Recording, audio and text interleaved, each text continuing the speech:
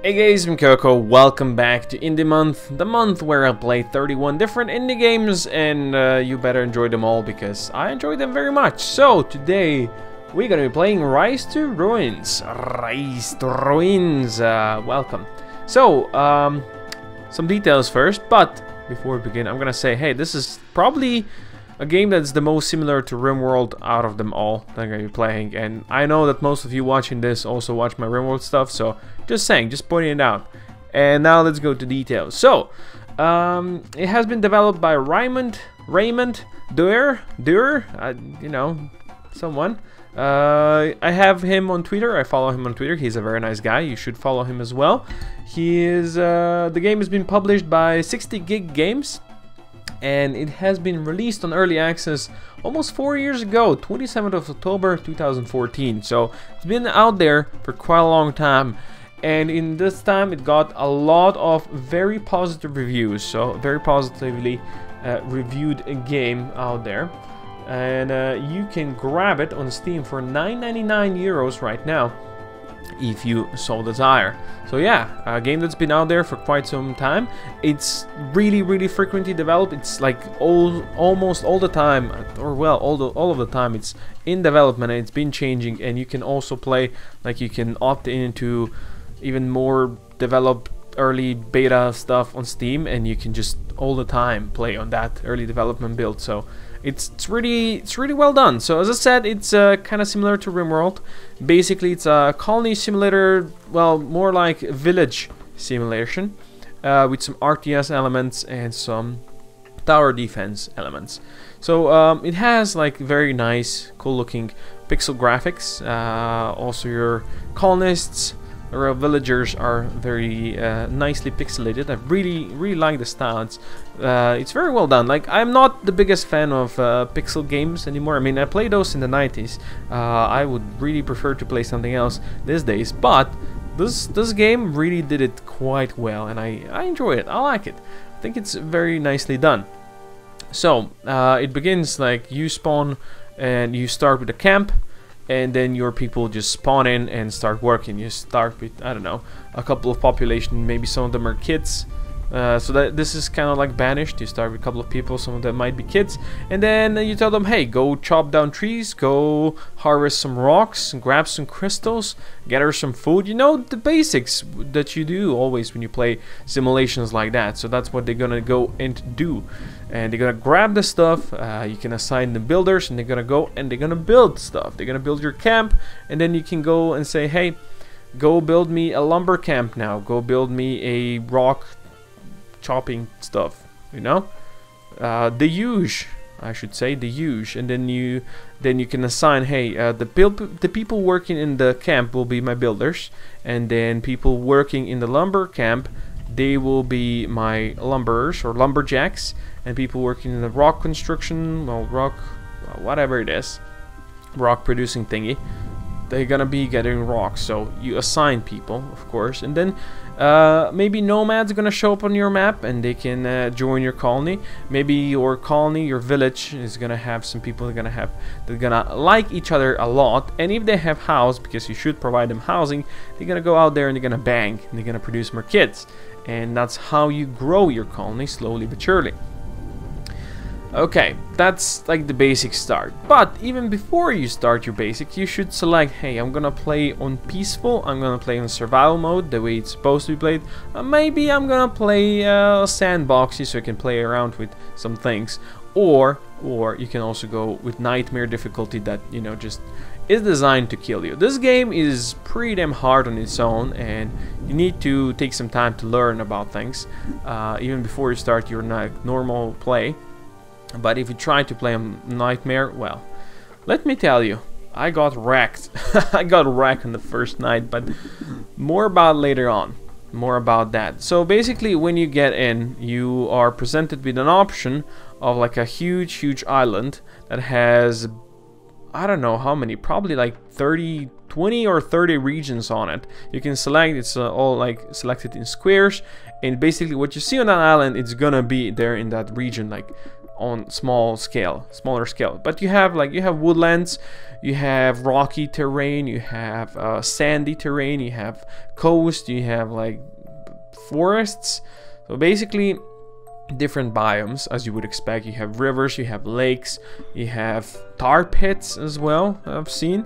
So plenty of good stuff, and I guess the resources is different and differently aligned and assigned in different regions as you play. In this video you might see like 3 different regions, I believe I recorded for this thing. So yeah, there's plenty of good stuff, and you can select that. They're all nicely detailed, and you can see what's going on in each region and how it looks. Right, so you start your colony, you start gathering wood, you start gathering some stone, you have your villagers there, and if you're playing on more of a normal difficulty, you're gonna be fine for the first night. You can also build farms, and those farmers are gonna go out there and gather food. You can build water wells, you can build a well, you can build a rain collector and hope that the rain's gonna fall. Probably not the best idea in the deserty areas. I just, just my cup of tea. Maybe it's a good idea, who knows.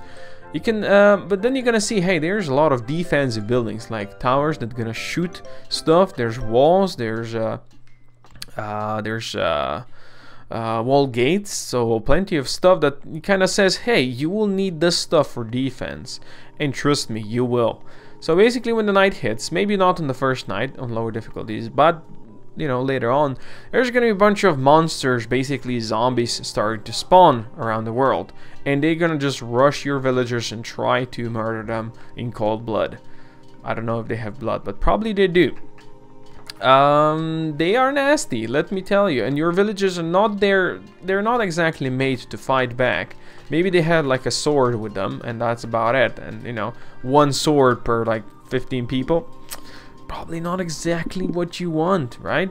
Well, those first zombies usually pretty squishy, so it's fine if you like don't have like many swords or something like that. But yeah, it's gonna be hard if you don't have some walls and if you don't build up some defense that you can actually use. Well, there's also another option. You are the guy that's controlling all of this little people. You have godlike powers, right? So there's actually influence resource that you get, and there's a bunch of spells that you can use. You can like hurl a meteor down on the ground. That's gonna consume a bunch of your influence. You can use like a lightning strike that's gonna hurt the enemies as well. So of course be careful, because it can hurt and will hurt your own people as well. I did cook some of my people with the meteor just because I was trying to test it out to see how that works, and it was glorious. The death was glorious. They didn't follow my orders. Hey, you get cooked by a meteor. That's just something that's absolutely amazing. I would love to do that in RimWorld. Just give me the power to drop a meteor. I mean, I guess if I open the dev mode, I would have that power, so that's fine. Also, all of these powers of yours are there with some special effects that you get, so that's pretty cool as well. It looks pretty cool when a meteor drops down and it all goes up in flames and your people run around screaming because they don't know what happened. Yeah, it's kind of cool. As I mentioned day-night cycle. So during the day you can normally build stuff, and during the night it's all gonna start becoming extremely dark, and you won't be able to see stuff. Well, you will be able to see stuff around your village, but not more else. Everything else will be dark. You can hover over certain areas, and your light will reveal some stuff, but that's gonna be it. You won't be able to just zoom around and see everything as you would normally expect. So nights are pretty damn dark. One effect that I really like, when it's raining, there might be also clouds that pass by. And you will actually see the shadows of the clouds, and that's really well done. I think for pixelated game, that's some next level stuff, I'd say. At least I was very happy when seeing that. And I mentioned day and night cycle. You also have season cycle, of course, as you would expect. I believe you start in spring, and then you go in summer, and so on. And of course, some of the stuff that you grow will not grow in certain seasons, as you would expect. You probably can't expect much to grow in winter, because it's winter. And summer, if it gets extremely hot, hard time to grow stuff, right? Yeah. There's also magic in the game, so there's a bunch of magical stuff. For that you'll need those crystals that you can also see. You know, it's not just rocks and trees down in the ground, it's also crystals that you can gather. And also when you start in, there's going to be a bunch of abandoned buildings just scattered around the world, and you can also repurpose them. So it's a good idea to look around before you put down your camp and check, hey, look at that, there might be some maybe abandoned lumberjack camp and abandoned tower. I'm gonna put my camp next to this, and then I'm gonna go tell my people to go work on those things, and they will rebuild them for like half the cost that it would otherwise cost me. And when that is done, we'll be able to use that just normally, you know. So that makes it worth your while to actually go around and explore and see what you can find, you know. Also in the like, well, rocky cavey biome, I don't know if it's actually caves, but it's definitely rocks. It's I think it's also darker than usual. At least it looks like that to me. It's like a darker region, like almost permanent dark. It's not as fully dark as it is during the night otherwise, but at least it seems to me that it's darker. And then you have the sandy region.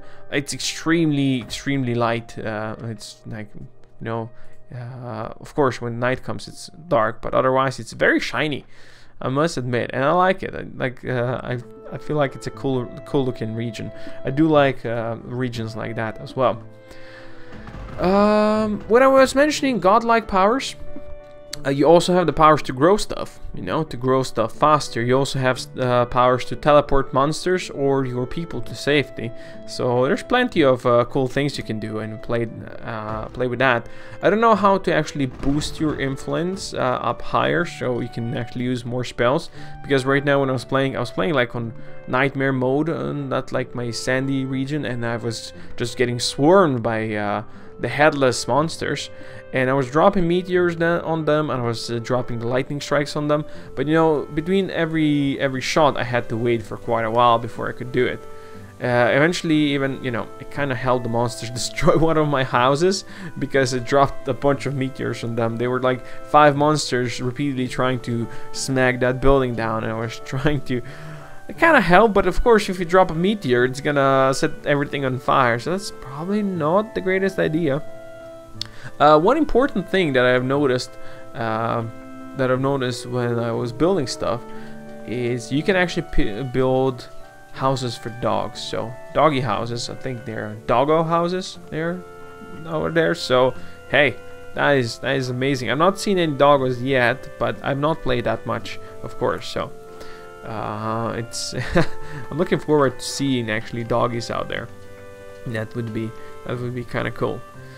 What have I not mentioned? Well, I did mention it's kind of like a tower defense game as well. It's RTS, but it's also a tower defense. But you can build barracks and then assign your people to barracks, and they will be better at fighting monsters, I believe. But in the sense, it's tower defense because if you put your wall strategically, then the monsters will take quite a long time to actually walk into your base. You can basically create a maze, and then you have towers just next to that maze, and they will be shooting at the monsters all the time, killing them slowly. Something like when I do kill boxes in my RimWorld series, especially when I do it with a lot of traps, like I was doing in my recent playthrough. So you know, something like that, and you will be able to kill those monsters much faster. Of course, it all takes resources before you can actually build those towers. You need to research some better stuff. Like, you can't just use wood to build stuff. You need to research, well, not research, but make a facility that's gonna make planks out of wood. So, and that's gonna take some more people, more workers working on that. So, you know, it all takes time. You just need to figure out what you would prefer to build first. Do you want to work on defenses first? Do you want to work on like production of different resources first? It depends, I guess, also on what kind of difficulty you play and your play style as well. So, you know, there's something for everyone, I want to say. As I said, you have like survival mode, you have peaceful mode, you have sandbox mode, and there's the nightmare mode, which is, well, it's very nightmarish. Let me tell you about it. My colony wasn't faring well when I was playing in that nightmare thing. Well, I guess one thing I want to mention as well, the soundtrack is like that chirpy, chilly, happy music. It's kind of like when you start playing and you're happily building everything, it's very fitting. It fits like very nicely, and then you have like those monsters rushing in, and everything is burning, everything is like getting destroyed, your people are getting killed, and the music still happily playing, and that makes it like it's funny. It's funny. The way it sounds, but it's very cool music. Like I was playing this, and my niece actually came in over here, and she heard the music and she started shaking her booty. She's like, she's not even 1 year old, but when she hears music, hey, she's dancing, let me tell you. So definitely a cool music. Go check it out. I know there's like music is for sale as well. You can buy the soundtrack. Anyway, that's my review for Rise to Ruins.